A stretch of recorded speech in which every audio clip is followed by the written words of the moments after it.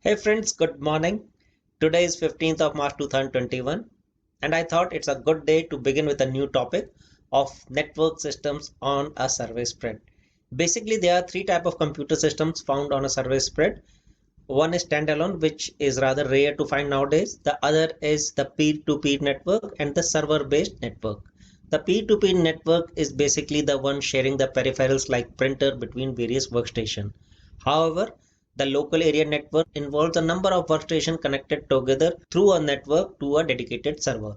The server is usually just a computer with increased disk storage capacity, which the workstation use to store their data on. The server may also share various other resources such as printer, various removable media, and also the softwares. In most cases, however, the LAN is a hybrid network consisting of server-based network with workstations that also share resources just like the peer-to-peer networks. Networks can be broadly divided into three types: the server-based or the client server, which contain the clients and the servers that support them. Then there are peers, also called the peer-to-peer, which have no servers and use the network to share resources among the independent peers. The next is the hybrid network, which is basically the client server network that also has got peers sharing their own resources. To put it in perspective, there are basically three roles that a computer plays in a LAN.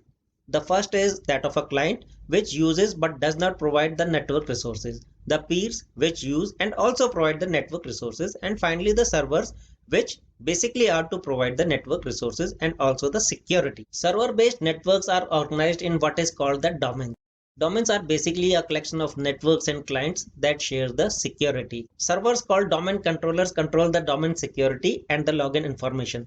There is one master domain controller, also called the primary domain controller. No computer user can access the resources of a server in a domain until they have been authenticated by this primary domain controller. The advantages of a server system are basically a central and a strong security system, a central file storage which allows the users to work on the same set of data and provide easy backup to crucial data, ability to share expensive equipment such as laser printers, easy manageability of large number of users, and also the central organization which keeps data from getting lost among a lot of computers. However, one has to consider that these server systems are expensive and they need IT administrating skills. We shall discuss more on servers and network administration in our forthcoming discussions.